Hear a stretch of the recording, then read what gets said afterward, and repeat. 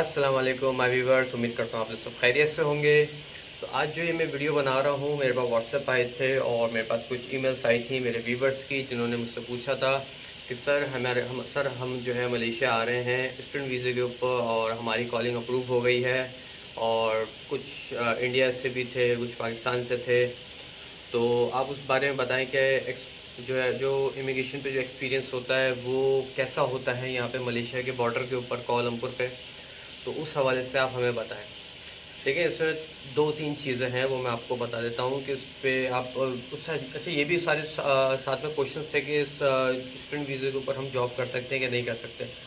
तो ये वीडियो उन लोगों के लिए है जो कि न्यू कॉमर्स हैं, जो भी मलेशिया आने वाले हैं स्टूडेंट वीज़े के ऊपर। तो उस हवाले से ऊपर ये मैं सारी पूरी वीडियो बना रहा हूँ कि वो क्या लेके आएँ क्या ना लेके आएँ। और उनको जो है इमिग्रेशन जो कि एयरपोर्ट पे होती है, जो आपको स्टैंप लगा के देती है एंट्री का, वहाँ पे आपसे क्या पूछा जा सकता है। और मेरे काफ़ी सारे स्टूडेंट जो मेरे दोस्त हैं जो इंडिया पाकिस्तान और दूसरी कंट्रीज से इधर आए हैं, तो उनके जो एक्सपीरियंस है वो मैं आप लोग से मैं शेयर करता हूँ। तो सबसे पहली बात कि जो स्टूडेंट हैं जो आने वाले हैं मलेशिया के अंदर स्टूडेंट वीज़े के ऊपर, देखें, अगर आपको कोई एजेंट या आपका कोई दोस्त इस तरह कह रहा है कि आप विज़िट पे आप मलेशिया चले जाएं और वहाँ पे स्टूडेंट वीज़ा आपका लग जाएगा, सब बेकार की बातें हैं। आप मत सुने उनकी बात। आप अपना टाइम पैसा दोनों वेस्ट करेंगे। और थर्ड पॉइंट कि आप लोग बहुत तकलीफ़ में आ जाएंगे अगर आप लोग ये चीज़ फॉलो अप करते हैं। मलेशिया गवर्नमेंट का ये रूल है और इंस्ट्रक्शंस हैं कि जो बंदा विज़िट वीज़े पे मलेशिया आएगा और अगर उसने अपना विज़िट वीज़ा स्टूडेंट के अंदर स्टूडेंट वीज़ा कन्वर्ट करवाना है, तो उसने मस्ट है कि एग्ज़िट करना है। Then he can come again with student calling. यहाँ पे रहते रहते आपका विज़िट वीज़े से स्टूडेंट वीज़ा में कन्वर्ट नहीं हो सकता।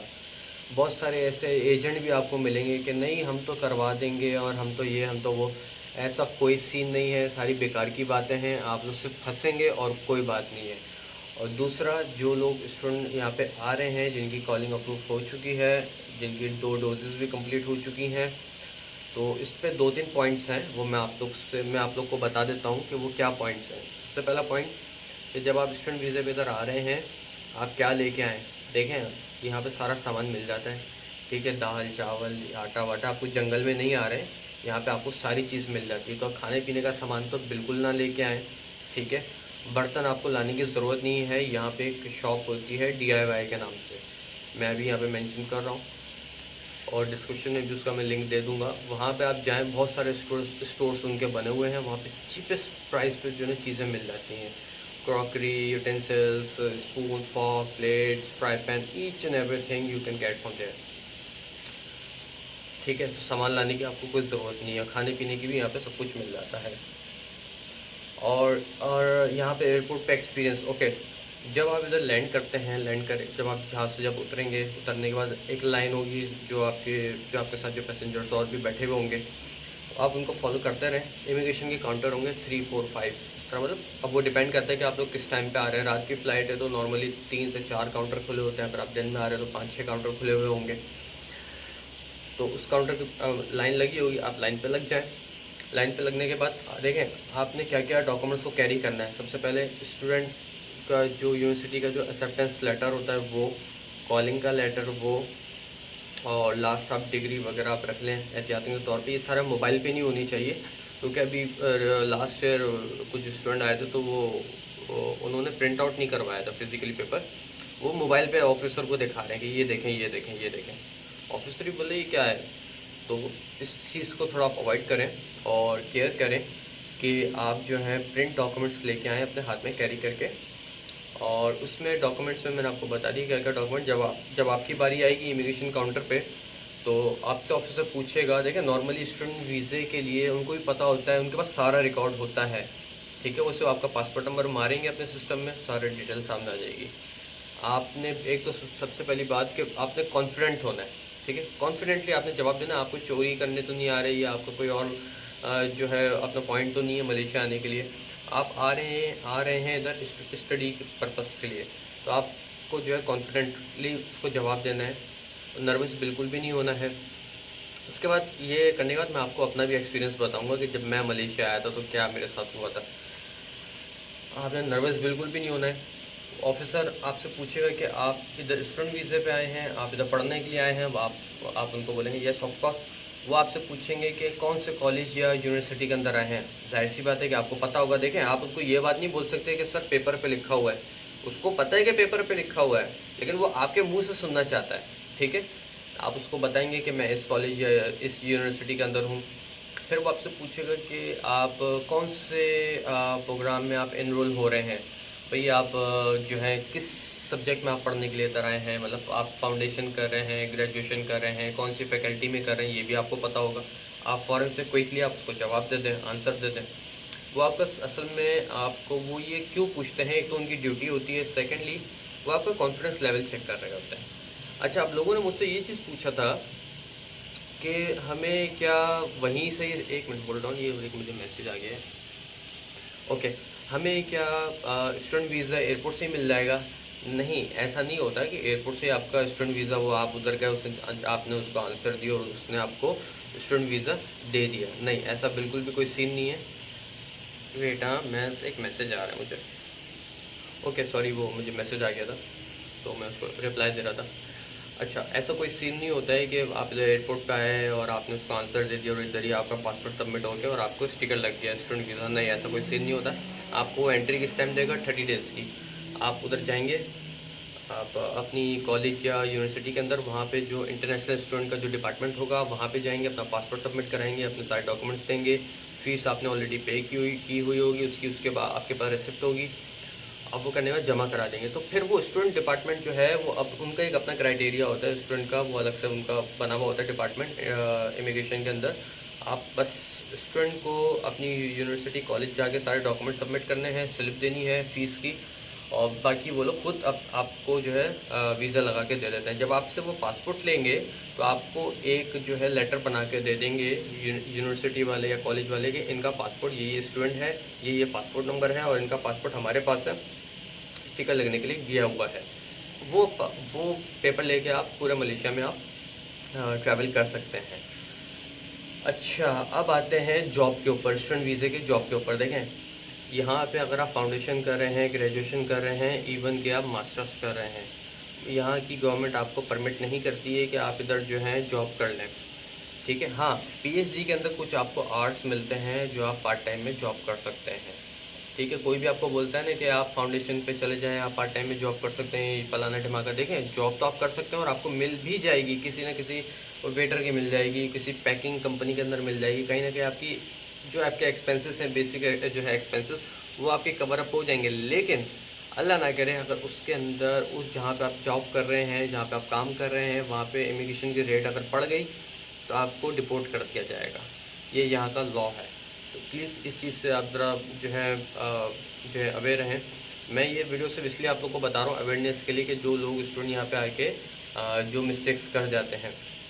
अच्छा, ये हो गया एक जॉब का मैंने बता दिया, एयरपोर्ट एक्सपीरियंस का मैंने आपको बता दिया। मैं भी अपना एक्सपीरियंस आप लोगों से शेयर करूँगा, थोड़ा सा सब्र रखें, ये वीडियो पूरी देखें। और जॉब का मैंने आपको बता दिया। अच्छा, डिपेंडेंट पास का देखें, फाउंडेशन आप कर रहे हैं, ग्रेजुएशन कर रहे हैं तो मलेशिया के अंदर तो आपको डिपेंडेंट पास, आप अपने स्टूडेंट वीज़े के ऊपर डिपेंडेंट पास इशू नहीं कर सकते अपने पेरेंट्स के लिए या आप अपनी वाइफ या बच्चों के लिए। अगर आप मास्टर्स करने के लिए आप मलेशिया आ रहे हैं तो आपको डिपेंडेंट पास एक इशू होता है। अब चाहे वो आप अपनी वाइफ का रख लें, चाहे आप अपने पेरेंट्स में से मदर का रख लें या फादर का रख लें। और अगर आप पीएचडी करने के लिए इधर आ रहे हैं तो पीएचडी के ऊपर आप अपने पेरेंट्स को भी रख सकते हैं और अपनी वाइफ और बच्चों को भी इधर रख सकते हैं। लेकिन सोर्स ऑफ इनकम अगर आपने शो करवानी होती है कि इतने आपके पास फंड्स होने चाहिए आपके अकाउंट के अंदर बैंक में, कि अगर कुछ भी आप ना करें, कोई पार्ट टाइम जॉब ना करें, तो आप सर्वाइव कर सकते हैं अपनी फैमिली के साथ इधर।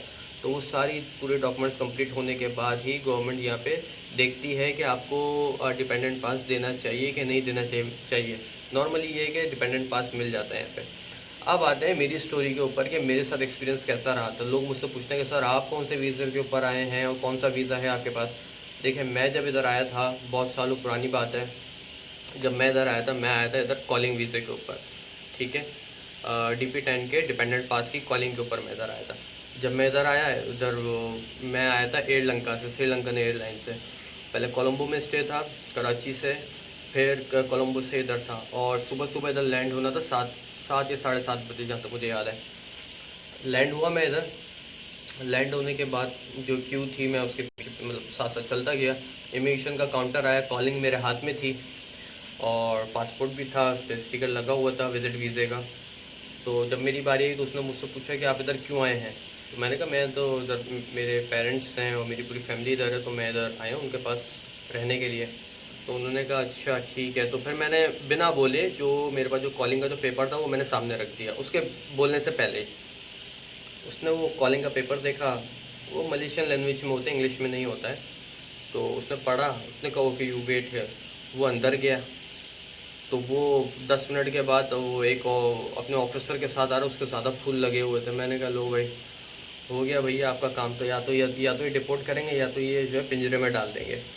लेकिन मैं खैर कॉन्फिडेंट था। लेकिन बहुत सारी ऐसी मिथ्स होती है ना कि लोग बोलते हैं कि आप एयरपोर्ट पे जाओगे तो ऐसा हो जाएगा वैसा हो जाएगा। ऐसा कुछ नहीं, मैं बहुत कॉन्फिडेंट था और आज भी हूँ अल्हम्दुलिल्लाह। तो ऑफिसर आया, उसने बोला कि आप इधर पेरेंट्स आपके इधर हैं, तो आप क्यों आए हैं, तो आप कॉलिंग पे क्यों आए हैं, आप विज़िट वीज़े पे आ जाते। तो मैंने कहा भाई आपको ज़्यादा इशू है, ये मेरी मदर का नंबर है, मेरे फादर का नंबर है, you can call them and ask and they are waiting outside for me. तो उन्होंने बोला okay okay okay okay okay. उन्होंने स्टैंप लगाई 30 डेज़ की और मुझे एंट्रेंस दे दी। जब मैं बाहर आया, मैं अपनी फैमिली से मिला, उसके 2 दिन के बाद 30 डेज़ का जो मुझे जो स्टैंप लगा के दी थी, उस 30 डेज़ के अंदर मुझे जो है अपना पासपोर्ट सबमिट करवाना था यहाँ की पुत्रजया इमिग्रेशन के अंदर, ताकि मेरा 1 साल का डिपेंडेंट पास का स्टिकर लग जाए। तो जब मैं बाहर आया तो उसके 2 या 3 दिन के बाद मैं इमिग्रेशन डिपार्टमेंट चला गया और वहाँ जाके मैंने अपना डिपेंडेंट पास वगैरह अप्लाई कर दिया। फ़ीस थी मेरे ख्याल से 800 समथिंग थी या तो 700 समथिंग थी 1 ईयर की। वो मैंने जाके सबमिट करा दी, मुझे स्टिकर मिल गया, मैं आज़ाद हो गया था। फिर जब मेरा वीज़ा एक्सपायर होने लगा तो फिर मैंने जो है जनरल वर्कर वीज़ा लिया, फिर DP10। अभी अभी जो मेरे पास जो इस वक्त जो मेरे पास वीज़ा है वो मेरे पास DP10 वीज़ा है, कैटेगरी 2। उसके ऊपर मैं अपने पेरेंट्स को और अपनी वाइफ और बच्चों को भी मैं डिपेंडेंट रख सकता हूँ। वो थोड़ा कॉस्टली होता है, प्रोफेशनल लोगों के लिए होता है, लेकिन मिल जाता है, इट्स ओके। अगर आप लोग को कुछ होगा इन्फॉर्मेशन तो प्लीज़ आप लोग मुझसे कॉन्टेक्ट कीजिएगा। तो ये वीडियो बनाने का मेरा मकसद ये था कि जो स्टूडेंट आ रहे हैं उन लोग को अवेयरनेस के लिए कि वो क्या चीज़ कैरी करके लेके आएँ, क्या प्रोसीजर रहता है यहाँ की इमिग्रेशन के लिए। देखिए इमिग्रेशन में आप बिल्कुल ना घबराएं, कोई टेंशन वाली बात नहीं है। वो आपसे जनरल क्वेश्चंस ही करते हैं और ऐसे कोई हार्ड एंड फास्ट नहीं होता है कि आपसे कोई ऐसा यूनिक कोई क्वेश्चन कर लेंगे।